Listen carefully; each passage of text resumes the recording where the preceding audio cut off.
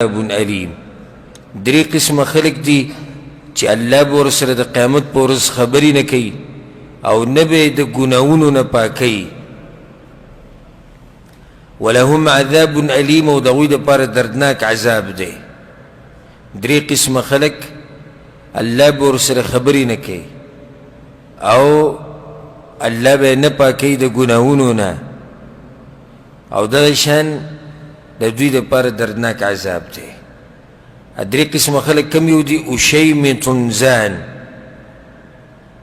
هغه سپین سرې چې زنا کوي، عمر یې زیات شوی دی، ویښته د ګیرې او د سر سپین شوي دی او بیا هم زنا کوي. که سړی چې زنا خو هسې هم حرامه ده، دلته د سپین ګیرې ولې ذکر کوي؟ جواب دا دی چې کله انسان بوډای شي او ویښته سپین شي نو شهوت یخ شي او شهوت کمزوری شي، نو دا سړی په دې خباثت کې دومره ننوتی دی چې سره د دې چې ویښته سپین شو بیا هم د زنا نه قلار نه شو، نو بیا دی د ډېر عذاب حقدار دی. وعائل مستکبر، او دویم هغه غریب چې متکبر دی. غریب دی او څه دی؟ متکبر دی. دم په دغه خلکو کې دی چې الله به ورته نه ګوري، نه به ورسره خبرې کوي او دردناک عذاب به ورله ورکوي. تکبر خو هسې هم حرام دی، خو کوم مالداره سړی تکبر کوي نو وجه د تکبر هغه سبب چې دی رابلي تکبر ته هغه موجود دی. مال ورسره ډېر دی، شهرت یې ډېر دی، جیداد یې ډېر دی، د هغې د لاسه په دې ګناه کې واقع دی. اوس یو سړی غریب دی، نو غریب د څه شي تکبر کوي او د څه شي لوی لوی خبرې کوي. دریم قسم سړی ورجل جعل الله بضاعته،